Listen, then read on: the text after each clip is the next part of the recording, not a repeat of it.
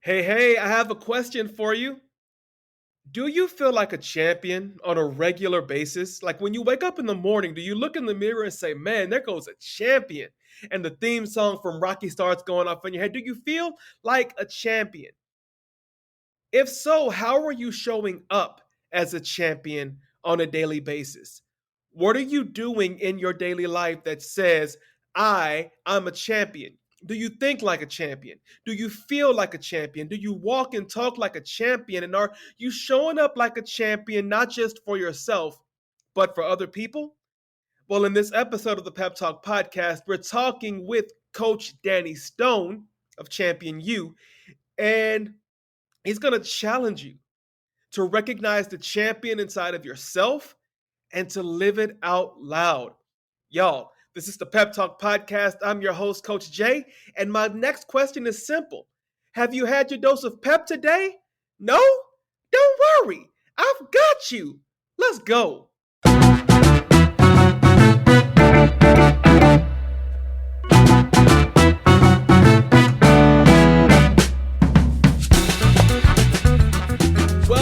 Welcome to episode 9 of the Pep Talk Podcast. I'm your host, Coach Jay, a life coach in DFW, and it is an honor and a privilege to be here with you all every week, every Monday, starting your week off with pep. You know, the mission of our podcast is to cheer you on and to coach you up, and that's what we're about. We're about motivation and encouragement. We're about inspiration and elevation, and we believe in cheering you on and coaching you up, because everybody needs a cheerleader to encourage them and believe in them, but everybody also needs a coach. And so what we're doing with this podcast is we're trying to fill both of those roles for you. So if you're new to the podcast, hey, welcome. You are officially deputized as a member of the Pep Squad, and I'm so glad to have you here. And you may be saying, what is a Pep Squad? I'm glad you asked. The Pep Squad are the people who are rocking with the podcast, who see it also as a part of their own mission. They've adopted the mission to cheer people on and to coach them up, to provide that encouragement, that sunshine, that pep that people need to get through their day. You never know what somebody's going through. And so it is my hope that by coming on every Monday and with the content that I post during the week on our various socials, that people would see this and they would be encouraged, that they would be motivated to keep pushing harder, to keep running faster, just to not give up. And even if they have fallen into a place, and even if you have fallen into a place where you want to give up, my hope, my prayer is that through listening to this podcast, you can find something within yourself to say, hey, let's get up, let's get moving. We got dreams to accomplish. We are dream accomplishers. We're dream chasers. We are goal grabbers. That's what we do. That's what we do. All right. So that's what this podcast series is all about. Now, today's podcast. Now, if you listen to let me back up. If you listen to last week's podcast when I had the wheelchair nomad Fletcher Cleaves on, and you're like, man, the motivational treasure, the value can't get any greater. Y'all, we're bringing flames. We're bringing flames for you this week as well, because as I mentioned in the intro, today we have Coach Danny Stone of Champion U. He is a motivational speaker. He is a coach. He is a podcaster. And he's someone that I greatly admire. And when you listen to his story and you hear everything that we're going to talk about over the course of this interview, I believe that you're going to become a big fan of his as well. This interview is absolute fire. It is flame. It is heat. It is nitro fuel. It is all of those things. But I'm bringing it to you. I wanted to speak with him specifically because there are people out there who are listening, and maybe it's even you, or who are watching via the YouTube channel, who you look at yourself in the mirror and you don't believe that there is a champion living inside of you, and you couldn't be more wrong. And so I couldn't think of anyone better suited to speak to that aspect of you than Coach Stone. So I need you to grab something to write with. I need you, if you're watching on YouTube, to prepare your phone, to take your notes, all of these things, because He's going to drop a lot of wisdom on you that I believe is going to be a great help to you. So listen up, pause it, write, rewind, all the things, right? All the things, because it's going to be good. Also, please remember, if you're deriving value from the podcast, grab, leave a rating, leave a review. That's how this podcast is spread out to more people and made available to more people via suggestions and recommendations. And also, I would love it if you would just share this episode with one other person in your circle of influence so that the mission and the message can continue spreading to more and more people. Y'all, I love you. And I'll be back after the interview to wrap things up. But yo, get ready, get ready, get ready. Like TD Jake says, get ready, get ready. I can't even do it. Get ready, because it's about to be good. And when we get back, you're going to hear this interview with Coach Stone and Coach Jay. Y'all, it's going to be great. It's the Pep Talk Podcast. I'll see you after the interview's over. And here we go. What's up, Pep Squad? I am so excited about the conversation that we are having today. It's with a brother who is just so motivational and inspirational. If you can walk away from this conversation and not just feel that burning desire to get up and to access your inner champion, then I don't know what to tell you. Ladies and gentlemen, I introduce to you Coach Danny Stone. Coach Stone, why don't you greet the people? We're so glad to have you on the Pep Talk Podcast today. Oh, man, thank you so much for having me here, Justin. I really appreciate it. What's going on, everybody? I am Danny Stone, also known as Coach Stone, is in the building, and I'm super excited to be here to have this conversation. All right, Coach. So I have been kind of in your orbit for a couple of years with Champion U and everything. Here's where I want to start with the discussion. I'm a big fan, I'm a big believer of origin stories and the hero's journey. I read comic books, man, so I love the story of how the hero finally accesses who they are. Like when Superman figures out, oh, snap, I have powers, like I can do all this different stuff. What is the origin story of Coach Stone? Oh, man, it's been a journey of me really trying to discover who I am and my place in the world, and I'm still trying to figure it out. But I can tell you kind of where it started. And, I grew up in low income housing, surrounded by a lot of drugs and crime, and lost a lot of friends to gun violence. And I was kind of headed down that path. I grew up a real kind of shy and timid kid. Mm-hmm. And I was never like a real street guy, but, hanging out with the wrong influence and so on, I started down that path. And for me, I had mentors in my life, and I always had my grandmother was this person. Many of us probably have grandparents like that. They always say something to you and never tell you what it means. They'll just give you a little saying and walk off. My grandmother was full of those. She passed many years ago, but she left me so many lessons. And she always used to say, "You're strong enough to walk your own path, and show me who you are. I mean, show me your friends, and I'll tell you who you are." And I would always ask, what does that mean? And she would just say, "You'll figure it out one day." And she was right. I was 18 years old. I was headed down the wrong path, had gotten arrested a few times for doing stupid things.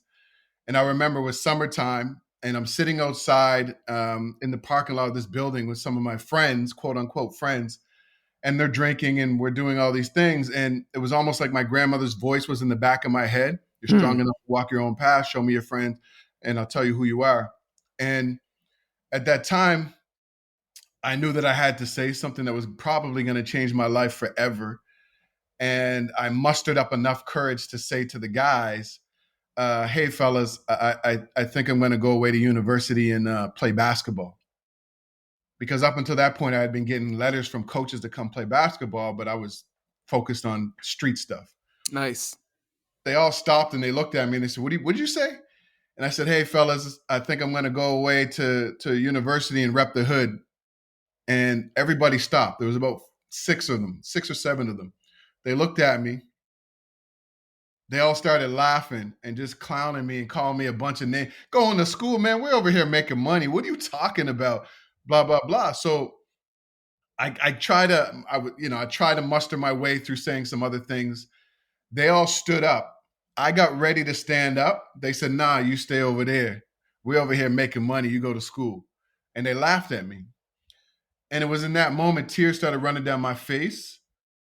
But it wasn't even tears of sadness. It was almost like I realized what my grandmother was trying to say. Hmm. You're hanging out with these people. You're going down that path. You are those people. You're not different. And you're going to end up like them in jail or dead, which so many of my friends were at that time. And so it was awakening for me, you know. That summer, they all laughed at me, clowned me because I wanted to go to university. And I ended up going to university, playing basketball and, you know, doing okay. And, you know, fast forward like 18 years later, I get a message on Facebook from one of the main guys that laughed at me. The other main guy is dead, by the way. Uh, Mm. and he said, look, man, I just got out of jail. I'm trying to stay out this time. I see all the motivational stuff you're doing. You know, you were right. I was wrong all those years ago, man. I just appreciate it if we could just keep in touch and, you know, you could just, you know, give me some advice to keep me out this time. And that was about 7 years ago, and we still talk to this day, and he's never gone back. So that's just a synopsis of kind of me awakening, trying Yeah, to find who I am. that's crazy. So, what was your what were you thinking when that message came through from your old homie? Like, what was going through your heart and through your mind right now? Because I know there had to be just a lot of reflection and all this other kind of stuff going. I looked at the message and I thought of, should I answer this, right? I mean, so much time, 17, 18 years had passed, but I thought, why would I talk to this person, right? Yeah. We're on completely different paths. We're not like each other. You know, I had those feelings come up again of you guys laughing at me and bullying me for a whole summer because I wanted to get an education.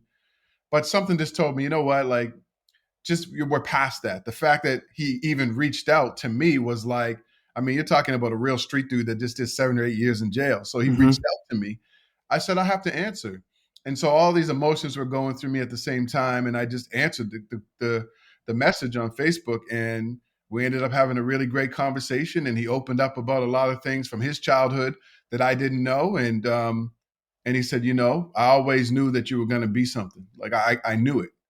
And you know, that was 7 years ago, and we still have conversations to this day. So That's awesome.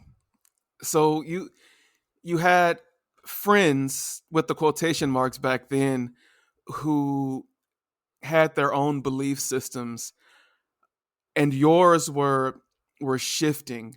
Um, so I talk a lot about limiting beliefs on the podcast, and as a coach, you know, we all deal with them. They can be absolute bears to overcome.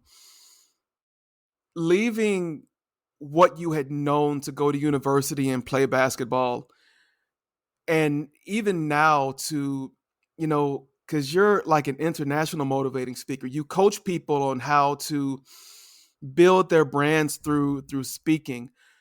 What have been some of the biggest limiting beliefs that you have had to overcome, and kind of what was your process for first identifying them, because we have to identify them, but then what was your plan for attacking and ultimately finding ways to overcome them? yeah, I think for me, I had some limiting beliefs around where I grew up. I never wanted anyone to know that I grew up in that environment, that I was headed down the wrong path. I was really ashamed of, you know, I got arrested as a juvenile. I didn't want people to know that. And then, you know, going to university and being a university dropout, you know, that was something that those two things I really didn't want people to know. And somehow I stumbled in the corporate world without a university degree, and I ended up doing training and development. And it was always like this secret. Like if they find out, I never lied on my resume. I always showed them like I didn't complete my university. And Yeah. it was always this stigma and thing because I was working with people who had master's degrees and all these things. So it was this real thing like, am I a fraud? Do I deserve to be here? Do I even know what I'm doing in this environment? And growing up in low income housing, the goal for many people's parents just want you to get a quote unquote good job. Like Yeah. that's the whole dream. And so once I achieved this dream, I felt like a fraud, but then the dream wasn't even my dream because I realized I didn't even really want this corporate job. It was just something that was planted in my head. So I always felt like I just didn't belong in all environments that I was in. I never thought that I belonged in low income housing. I never thought that I was a street guy. I was 1 foot in, 1 foot out. I never Mm. thought that university was my thing.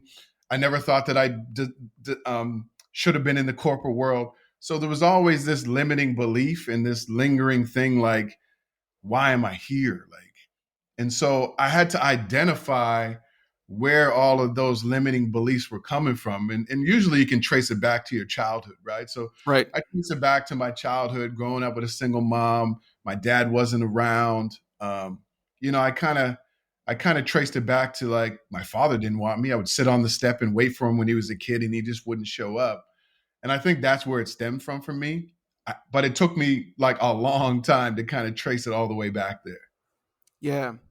And I think you said something there that I think will speak to a lot of people about how you felt like the spaces that you were in, you didn't belong there.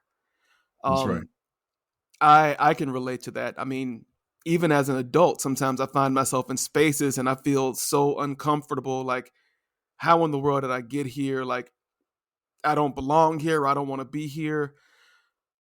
What do you think it takes for a person to become comfortable enough in who they are to remove that stigma that we place on ourselves that we don't belong? Because really, you said it.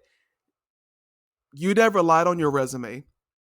You were doing this training and development, and nobody really looked at you any differently. Like, you know, Danny Stone shouldn't be here, but it was the voice on the inside of you. So, like, for that person out there right now who is like nodding their heads, like, man, I've never felt like I've belonged anywhere. What would you tell them, or how would you speak to that if you were talking to them right now? How would you speak to that to kind of help them begin to change their mindset about that fact? First thing I would help you to do is to identify whose voice that is. Hmm. It's not your voice. It's a parent, it's a teacher, it's somebody in your past who told you that you weren't good enough. And it's a long time to kind of figure that out. But somebody along the way told you you weren't good enough, you weren't smart enough, you were stupid, they didn't believe in you, they may have abused you, whatever that is. And so that voice plays in your head like it's yours, but it's not. Right. So for me, really identifying whose voice that was really helpful. And so that's what I would tell anyone right now. Like if you have these limiting beliefs, if you don't feel empowered, you don't feel worthy, you got to go back and trace it back to where does that come from? When did you first feel like that? Hmm. What was the situation? Who said what to you? And usually that's where you trace it back to. So then once you identify that part, it's like, oh, yeah, now you have to remind yourself of who you are, of the greatness that you have. And so sometimes I get people to sit down and to just make a list of all of the amazing qualities they have. What do other people say that you do well? Why do people come to you for? What are people saying your praises for? And you make a list. Most people have never done that. We're Hmm. so focused on the things that we don't do, but make a list of all of the things that you've done that people have said, oh, Justin, you are really amazing. Thank you so much for helping me with that. And once you start to do that and you read that regularly, it's like you start to remind yourself, wait a minute, I've done some things in my life. I've helped some people, right? And even looking at your journey, what are some things that you've overcome that you never thought you could? Yeah. Because when you're stuck, you can only see things from a stuck perspective, but you've overcome things in the past. And so I think we have to remind ourselves like of the greatness that we have, the challenges we've overcome, even the things that you've achieved that you never thought you could achieve. I Hmm. never thought I would land a corporate job. I never thought I would write a book. So I have to remind myself in those moments where I don't feel like I belong in certain spaces or I'm not worthy that, wait a minute, I've done some things, I've overcome some things. And if I did it before, I can do it again. Yeah. And so, one thing I want to tell you, Justin, is you touched on it. Like sometimes we don't feel like we deserve to be in some space. And the reason why I say Coach Stone is in the building is because I never used to believe that I deserved to be there.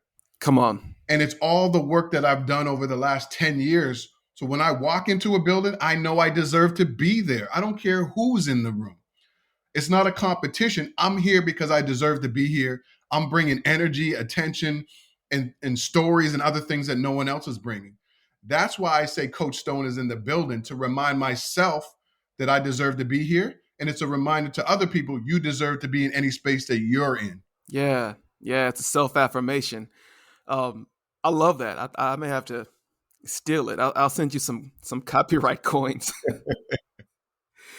But that's so true. Like, as you were speaking, I was thinking about, so I was adopted.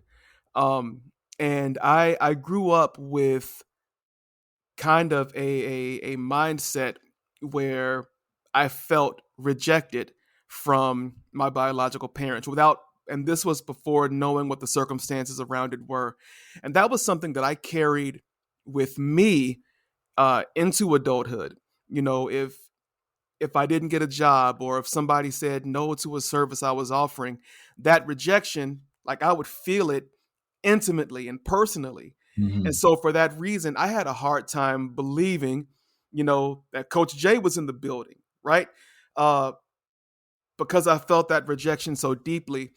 And I really I had to do some work to discover why rejection hit me so hard, or why a no felt like a rejection, even though a no is not always a rejection. Or there are different types of things that are happening in any situation.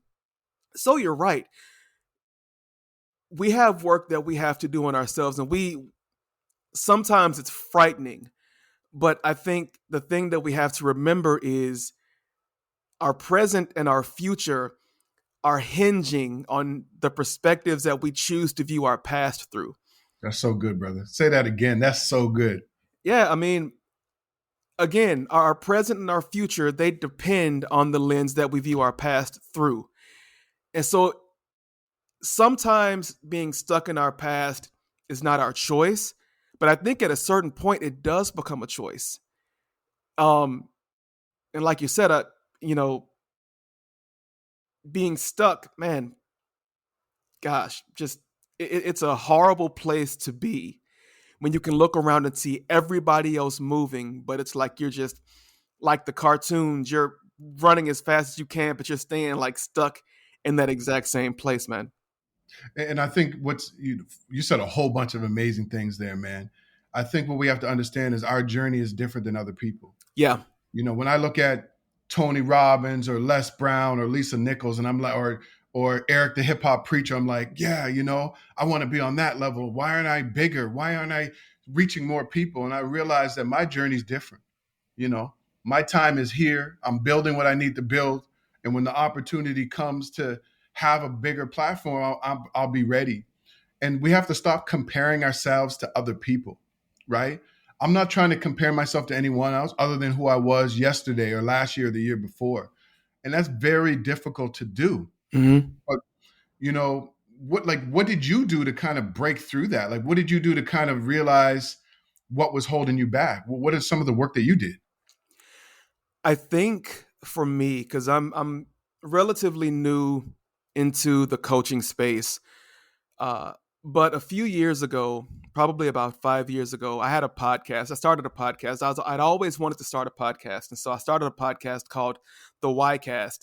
And the purpose of that podcast was just to have conversations with people about what their why is and how they're using it to leverage, you know, what they're doing in their communities, the work, the positive things that they're doing in their lives. How are they using their why to leverage that? And over the course of those conversations, it really got me to thinking. And so that led to me writing a book called Slaying the Lion, Hunt What Is Hunting You. And so in that book, what I talk about is how God has given us the power to overcome every obstacle, but we don't often embrace that power. We think that it's something that we have to reach for when it's actually implanted within each and every one of us. This opportunity, this power to overcome. And so I really took that to heart. Like, I took it to heart, and I really had to begin to understand that just because someone says, yo, Jay, no, I'm not interested in your coaching service, they're not saying, Jay, you're trash. They're saying they're not rejecting me personally. They're just saying no in this season to what I'm offering them. And even then, as I got more clarity about the situation and circumstances around my adoption, I understood that my biological parents, they weren't rejecting me. Mm, And a matter of fact, to shift my perspective, it wasn't even about my biological parents putting me up for adoption. Sorry, it was about my adoptive parents seeing something in me and saying, "Hey, this kid is special. Let's mm. bring him into our family." And so it's almost like flipping a switch from thinking that I've been rejected to accepting somebody saw something special within me. So maybe I need to see something special within myself. Man, that's so good. It's really about perspective, Yeah. And maybe your biological parents saw something special in you that they didn't think that they could provide, Yeah. and so they decided that somebody else would provide that opportunity for you to help you spread your wings. Whatever it is, it really is about perspective, and you touched on it, faith, man. I'm so big on faith. I've had to tap into my faith so much over my life, and I think sometimes when you feel like you don't have the ability or the tools or the resources, there's a couple of things. One, call on your faith, Mm-hmm. call on your higher power, call on your creator. If you believe that, if you don't, that's okay. The second thing is to ask for help. Then, if you don't believe in that and you can't call on that, or maybe there's times that you just need help, you can't figure it out on your own. This is an opportunity for you to reach out for help. And we have to put our pride aside. I am a very prideful person sometimes, and I don't like to ask for help. But there's times that I need it, Yeah, and I have to just admit that I need some help. And asking for help is actually strength. it It's is. not a weakness. A lot of people get that wrong. Reaching out and being vulnerable and asking for help is actually a sign of strength. And so I had to shift my whole perspective, because you have to understand the environment I grew up in. I grew up around a lot of drug men and a lot of, criminals. So you had to be hard. You couldn't show Mm-hmm. any emotion. So for me, it was ingrained in me at a young age that being emotional was soft and people would take advantage of that. Right. So I had to shift my whole mindset around asking for help, being vulnerable. And it took me many, many years to understand this. A lot of self work, a lot of calling on my faith, a lot of mentorship, a lot of these things the tools that I had to develop. It doesn't come overnight. Mhm. It doesn't come overnight. Yeah, that's all true. And so you started this community, Champion You.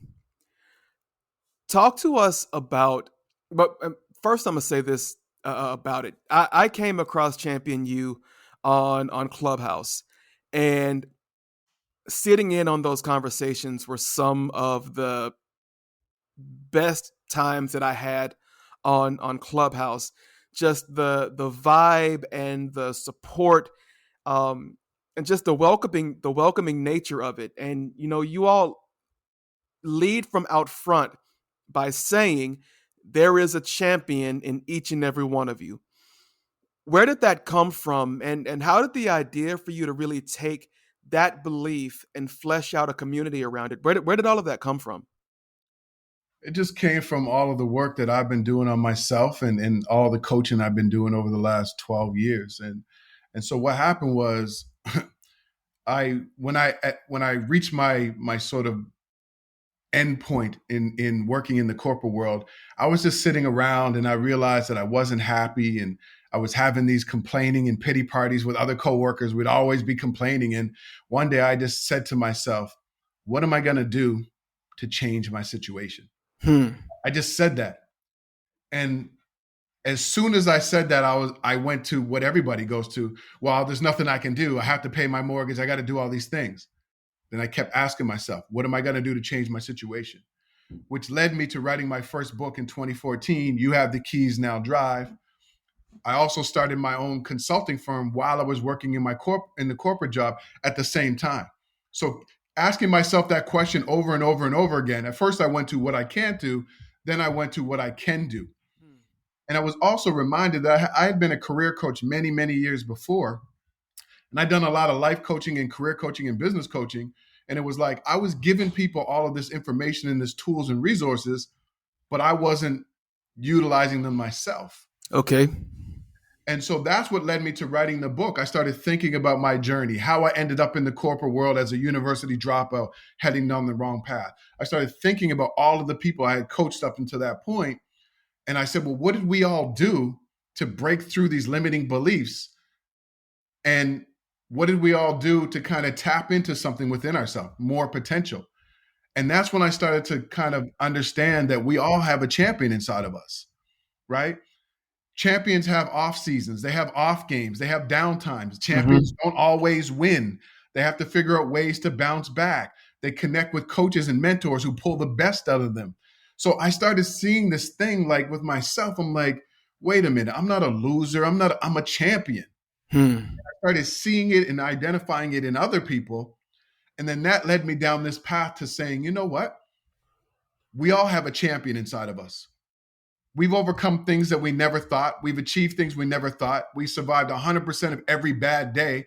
That's what champions do. Yeah. And so I started to develop this thing in 2014 and kind of started to flush it out. But it was really the pandemic that made it really kind of come real. I started going live on Facebook and Instagram every single day during the pandemic, just tapping in with people. How you feeling? What's going on? I'm feeling the same way. Here's a resource that I found. I did that every day for 4 months, every single day. And then that champion thing started to get reignited. So I started kind of going through this framework and going through my book and teaching people concepts through the book. And they were like really loving it. They were like, Coach Stone, this is what I need. And then that's how the whole champion you thing really took shape. I'm here to help you unlock the champion within you, right? Championing you to find that inner champion, to live your potential, to unlock things that you didn't know.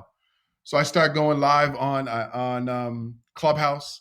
I created a space, and then all of a sudden, people from all over the world started tapping in, saying, "Man, these conversations are amazing." And I did that for like 3 years, at least twice a week. And I started my podcast, the Grind and Gratitude Show, around the same time. So people were getting the podcast, they were getting, the Clubhouse, and I was doing that for 3 years, and I'm still doing it. It's just it's cool, like that. That's the best thing that I can. That's the best way that I can say it, because you are championing people to find the champion in themselves. That's noble work. It is. It's noble work.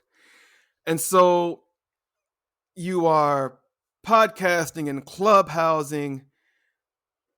When did the speaking portion become such a big part of what you're doing? Well, whatever you believe in, God, the universe, whatever, it plants seeds for you. And most of us, we don't see those seeds, right? We ask for more, but we're not ready to accept it when it comes because it doesn't look the way we expect it to look. Oh, you just said a whole bunch right there. Right? Can you unpack that piece for us, please? And then you can just keep on going. But just, you can't drop a bomb like that and then just keep on moving. So there's this thing that I call this acronym called ABAR, raise a bar, right? We have to raise our level of what we're asking for. B is for believing that we might be able to get it. A is taking action towards making it happen. And R is receiving it. So raise your level of asking, believing, action, receiving. Now, sometimes we don't know what we want. We stumble, we're not clear. Every once in a while, we get a moment of clarity where we know that we want something else. So sometimes that comes, right? Then we kind of believe that maybe it's possible, but then we fall off track. We take a little bit of action. The biggest challenge I see with people is the receiving part. You ask for something, you might even put in some work to get it. It doesn't come packaged the way that you expect, so you miss it. Yeah. I want to, I need $50,000 to get out of debt. and then you get a job that pays you $50,000 more, but it still doesn't look like the what you asked for came, because it didn't come with $50,000 cash in your pocket. Ooh, come on. So we miss it. We miss the blessing, the opportunity, because of the packaging. You want it to be the way you want, but maybe God or the universe or whoever else has it packaged up differently for you, because that's the way you need to receive it. So we miss it. We miss it. We miss it. And so I've helped people to identify, that was a missed opportunity there, but it's coming around again and again. And then I've seen that in myself. And so for me, speaking was always kind of around. I started as a youth outreach worker, and I would work with teenagers to do sports programs and all that with the Boys and Girls Club and the YMCA. So it was an aspect of my job, because I had to speak to 50, 60, 80 teens, but it was just more like a sports thing. I'm a sports guy, so it wasn't really speaking to me. Yeah.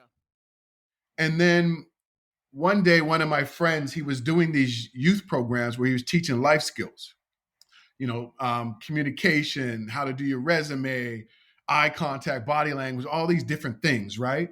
And he was leaving the job, and he said, "Man, you should take over for me." I said, "Absolutely not. I'm not a speaker. That's not my thing." And he's like, "Man, just come. He goes, "Okay, just come and watch me do my thing. And, just listen." So there's about 30 kids in the room. I'm sitting at the back. He's talking, and then he says, "What do you think, Danny?" And I was like, "What do you mean?" I froze, right? I'm not a speaker. And he said, "Well, tell them what you think." And I got up and I just told a story about a challenge I had to overcome, at 16 or 17. And they all kind of like looked and they reacted.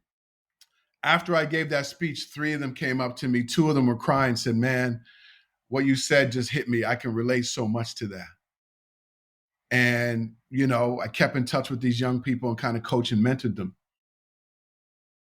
That was an indication that our stories matter, all of us, but it still wasn't implanted in my brain. And so it took many other opportunities where I opened up and I was vulnerable, where people said, "Man, what you said really resonated with me."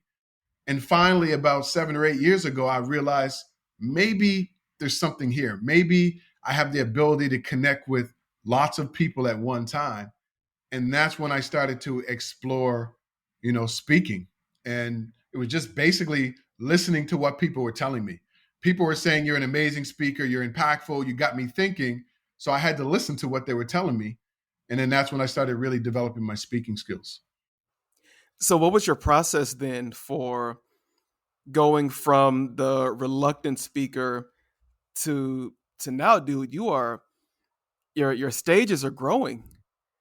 Um so from where you started in along this avenue to where you are now, what's that process been like? Well, there's this thing that I teach my coaching clients how to do. It's really to unlock all of your champion stories. So we do this exercise where you go back throughout your life and you look at milestones, key things that have happened that made you who you were Mhm. at different points in your life, whether it's your preteen, teen, adulthood. And there's a system that I take people through to identify certain things, what happened, who was involved, and what were the lessons. So I started doing that for myself so that I could get clear about my journey, but also to develop stories. So I started with storytelling first. I started like developing my stories and sharing the stories before I put the whole framework around how to be a better speaker. And as I started getting better with storytelling, then I started taking courses, reading books. I would go out and learn something, and then, maybe go to a youth center and deliver a speech and come back and analyze it. I would record myself, watch myself back. So I really dove into, learning from people like Les Brown and watching what Tony Robbins did. I watched comedians for their timing and their interaction. I watched pastors, and I really just kind of engrossed myself in how to be a better communicator. But I realized I'm not here to motivate you. I'm not a motivational speaker. I'm trying to spark you to take inspired action. And so I wasn't standing up there saying rah, rah, rah, and you leave and then you're excited. And the next day you're like, well, what am I supposed to do? you feel worse than when you came there, right? Yeah, yeah, So yeah, yeah. we're like, yes. And then we're like, okay, he didn't give us any instructions. What am I? So I started working on that aspect. And it really just started leading me to bigger platforms, mainstream media, audiences 10,000, 20,000 people. And it just kind of opened up. But you have to find something that you're curious about, follow that curiosity, see where it takes you. And if it's not what you're meant to do, you do it all over again with something else. Mhm. And so that's what I continued to do until I got to this point. We can never be afraid to just try, right? We can never be afraid. All right. So we've unpacked a lot. Uh, I know that you've just finished doing some traveling too, and I've really been curious about it because you've documented some of it on your socials. Because I'm really tapped in on your socials. Uh, but I'm just curious, man. What can you tell us about the experience that you've just had over the last 30 days or so? Well, when I grew up, my mom was a single mom at times raising three kids. And I remember my mom getting encyclopedias. And I remember looking in these encyclopedias at these places all over the world. And I was like, yo, one day I want to travel there. But I just never had that opportunity.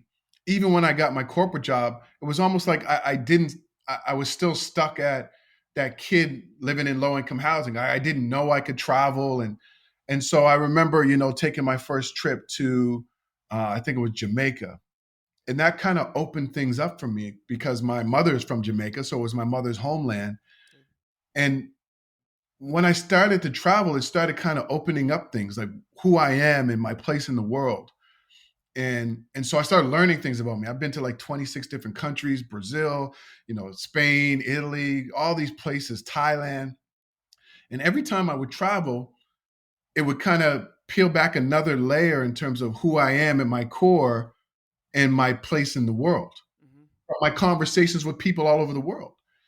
And so over the last 3 years, man, I just been working, like, just helping people. And I said to my wife, I said, man, we both been working hard. We need to take some time and just get back to who we are, see family. So we decided that we were going to travel for 30 days and across Canada, which is, where I'm from. I went to the West Coast to see my family and friends and get tapped into nature. Mhm. Then I flew all the way back to the other end and did the same thing on the East Coast, which where I grew up, and tapped in with family and friends there, tapped into nature. And so for me, honestly, Justin, I didn't even realize how much I was doing, how close I was to burnout, uh, how far I had come over the last 3 years until I started traveling. And I was like, why am I just now enjoying this? This is why I was feeling low energy. This is the podcast, um, the online work. I've been doing work with men in prisons. I've been doing men with formerly incarcerated, working in low income communities, my coaching clients, speaking. I was doing all these things and I didn't even realize how much I was doing. Mhm. So what we need to do is we need to learn how to rest, how to relax, and how to reflect. And you don't have to travel to do those things. There were long stretches in my life where every single day I would do those things, but I just got away from it. Yeah. And when you do that, it helps you to do four things, which I say is really helps you tap into your inner champion. It helps you to find grace within yourself, to get clear about what you want, to get focused on the right things, and to be disciplined and have consistency. But you can't do that in the middle of chaos. Right. So every day when you take 10 minutes for yourself or 15 and you meditate or you read a book or you're listening to some music or you go for a walk or you exercise, that is your time for the 3 R's. And in that time, that's usually when you start to kind of get some clarity. Mhm.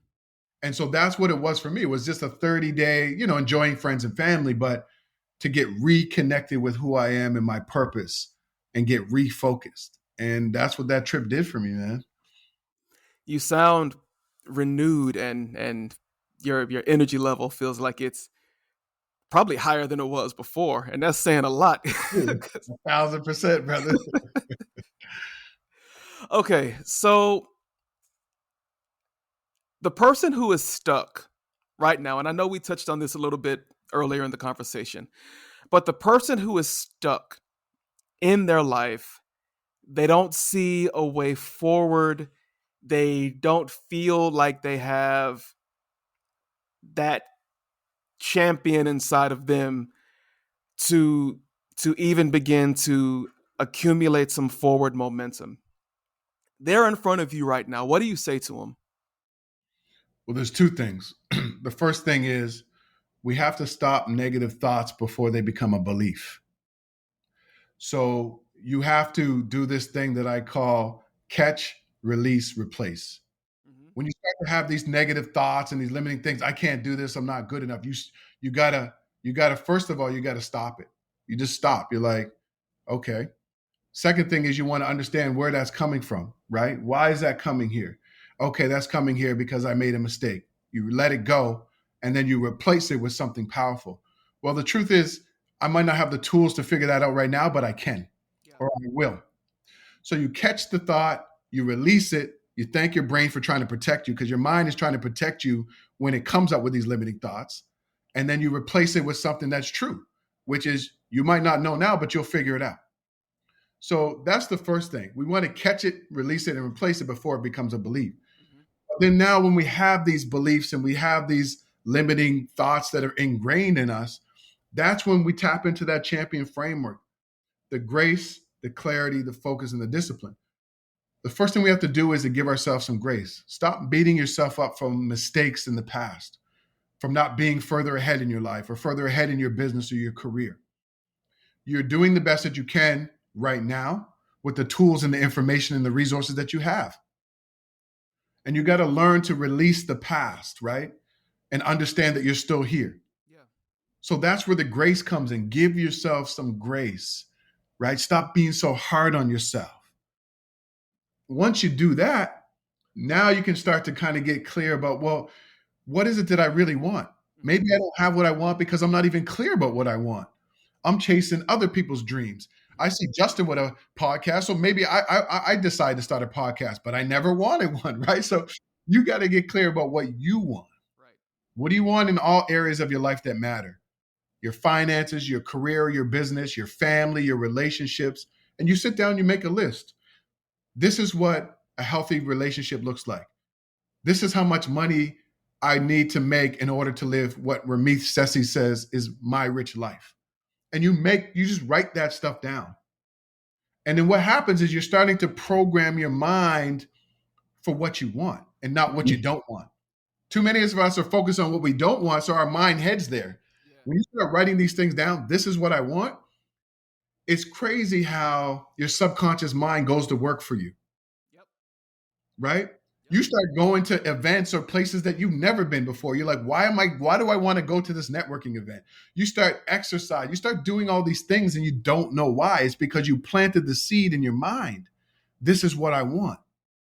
And so the clarity piece is so important because we put our energy in a lot of different places and those things aren't moving our life forward. Once you get clear now you got to get focused. Now you make a plan, you connect with the right people, find mentors, coaches, books, YouTube videos. You know, when people say to me, hey, Coach Stone, like, you know, I just can't afford to take a course or a program. Maybe you can't, but maybe you should look at the other things that you're spending money on that maybe could go towards that. Maybe you can't. But the other thing is you have the internet. So when someone says to me, I can't find out how to set a goal, that's not true. You can Google, how do I set goals? So that's right. taking advantage of the resources that you have. But again, you have to change your mindset from I don't have the money or the time to this is what I want. Yeah. So that helps you to get focused, connected with the right people, the videos, the courses, the books. And then the last piece is discipline. You got to take consistent action every single day, even when you don't want to, right? You got to get up and program yourself that I'm going to take action on this goal every single day, whether I want to or not. And the biggest myth is that a habit is formed within 30 days. That's not true. Mm-hmm. There was a Stanford, I think it was a Stanford study that said it was 66 days. Yeah. So if you do something for 66 days, and if you fall off track, you play a little game with yourself where you try not to miss 2 days in a row. Mm-hmm. It's called don't break the chain. So you miss one day, that's okay. You got to get back on track the day after. If you do that for 66 days, all of a sudden you're on autopilot. And your life can look a lot different in 90 days if you take consistent action. If you said, I want to change my financial situation, my health, my relationship, what I want to travel to a certain place, if you work hard on that thing for 90 days, you'll surprise yourself. I've had people come to me and say, hey, coach, I've been working on this thing for 2 years. In 90 days of focused action, they knocked it out. So if you do those things, give yourself some grace, get clarity about what you really want, get focused on the right things and filter out the wrong things. And sometimes that's people. Mm-hmm. And then get disciplined and take action every day. It'll help you to kind of get unstuck and to move through that difficulty. Amazing. Y'all, Pep Squad, y'all see why I said if you do not leave this episode just ready to do something. Man, all right. So you have dropped gems for this entire episode, and I can't thank you enough for blessing us and for honoring us by appearing on the podcast. I love to end my podcast in season 2. I didn't do this in season 1 because I didn't do guests, but for season 2, because I'm adding so many valuable voices to these conversations, I like to end these episodes by allowing you to give a pep talk to the listeners. Now, you've given like 30 bajillion over the course of this conversation already, but I'm going to mute my mic, and I want to give you 90 seconds, 2 minutes, just to encourage someone to inspired action the Coach Stone way. All right? All right. All right, here we go. I just want to say to anybody out there who's feeling stuck, who's feeling left behind, who feels like life is passing you by and other people are passing you by, your time wasn't yesterday. Stop beating yourself up over the mistakes that you've made. You're on a different path, and your path might be different than other people. I want you to know that you have a champion inside of you. You have greatness within you. You have so much more potential, and you might not see it right now, but it's in you. And so what you might have to do is borrow somebody else's belief in you until you can believe in yourself. That's what I had to do when I didn't believe in myself and I was struggling and had low self-esteem. I had to borrow somebody else's belief in me until I could believe in myself. And so if you need to borrow someone's belief, you can borrow mine. You can borrow Justin's. I believe that you have greatness in you. I believe that you have so much more potential. I believe that the best is yet to come. And your time is not yesterday or tomorrow, it's right now. And when you understand it's right now, you start taking action towards making sure that it happens. So whether you're struggling financially in your relationship, emotionally, I want you to know that there's so much more out there for you. Don't quit. Keep going. Connect with people who are going in the same direction as you, and borrow somebody else's belief in you until you can believe in yourself. And look, I'm one of those people. I am for you. I know what it's like to be stuck. I know what it's like to have low self-esteem, to not be worthy. Now is your time. Keep fighting for what you want, and you will shock yourself. Woo! Come on. Coach Stone is in the building. Coach, thank you so much for coming onto the podcast. Would you tell everybody how they can keep in touch with you and how they can find you? Yeah, man. Before I finish, I just want to say, Justin, thank you so much, man. When I first met you in Clubhouse, I had this connection with you because of your authenticity and how open and honest you are. And I know that, people are getting that from you listening to this podcast every week. So I just want to say thank you so much for the connection. Thank you for having me here on your podcast. And I look at your social media and see those pep talks every day. Keep going, man. You don't know how much they're inspiring people. Whether they say it or not, there's Thank people you. who are secretly watching you. So thank you so much, brother, for all that you do and for having me on the show. Anyone who wants to connect with me, it's the simplest thing. I am Danny Stone on every single platform. At I am Danny Stone on every platform. And you can go to championu.net if you want to find out about some courses, programs, and stuff like that. Awesome. Thank you. And I humbly I receive your kind words, man. Thank you, thank you, thank you. And y'all, please tap into Coach Stone.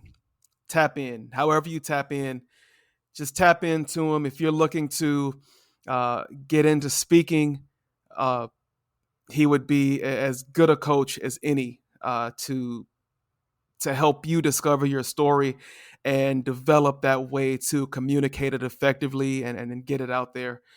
Because he's right. Everybody has a story, and your story matters. It may not matter to every other person, but there is a segment, an audience out there for your story. And Coach Stone can help you refine that story and get it out there. The Grit and Gratitude podcast, he's bringing the man. Y'all have heard him. Y'all have heard him in this episode. So what he gave us today is what you will get everywhere that he is. He's bringing it to you. He's inspiring you to action. And we thank you, Coach Stone, so much for appearing on the Pep Talk podcast. And everybody, after this short break, we will be right back to wrap this episode up. This has been the Pep Talk podcast with your boy, Coach Jay, and special guest, Coach Danny Stone. We'll be right back. Did not tell you. Did not tell you. Coach Stone goes crazy. Oh my gosh. Oh my gosh. There is way too much that he said in this interview to unpack. But the only thing that I want to say as I wrap this episode up for you is what he said, the activity that he takes his clients through is to access your champion story. Look back over the course of your life, and I challenge you to do it this week. Look back over the course of your life and look for the times in your life where you exhibited the attributes of a champion. Maybe you helped someone. Maybe you were there for somebody who didn't have anybody else, but you were there for them. Maybe you didn't owe them anything. You just saw that they needed someone. Maybe you forgave someone who maybe you thought didn't deserve your forgiveness. Maybe you decided to prioritize being there for yourself and blocking out negative influences and toxic thoughts. Maybe you decided to hire a coach and get your mindset right. Maybe you're participating in the 30-day affirmation challenge that we're having in the Pep Talk Podcast Facebook group. It's still not too late to join. Find your champion story. And I dare you to play that joker on repeat 24/7, because what happens is we do something good, or we're involved in something good, and we forget about it almost immediately. But that negative, toxic stuff, it tends to stick to us and stay with us. And I'm challenging you, like I've been challenged before, to switch it up, to make the things that stick with you the things that are going to build you up. Like Coach Stone says, there is a champion inside of you. There is greatness inside of you, but it starts with belief. It starts with belief. You have to believe that the champion is there. You have to believe that that champion is waiting on the opportunity to show up and to show out. And maybe you went to a room and you're like Coach Stone said, Coach Stone is in the building. Maybe you walk up in a room and maybe you say it to yourself like Coach Jay is in the building. They may not know me now, but they're going to know me, right?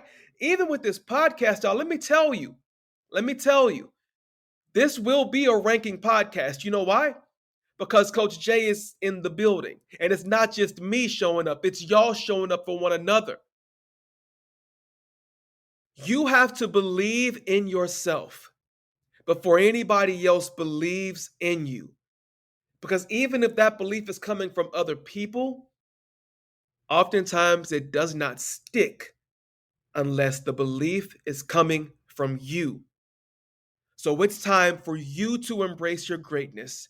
It's time for you to embrace your inner champion. It's time for you to prioritize seeing yourself as the victor and not as the victim, as the champion and not as the defeated.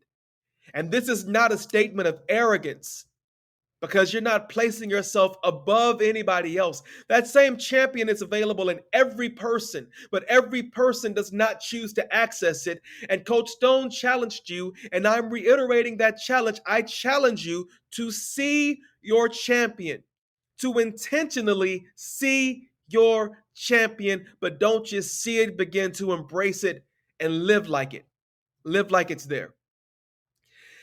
Now, if you want the rest of that, you're going to have to go back and listen to this episode again because, like I said, Coach Stone, he is a beast. He is an absolute beast.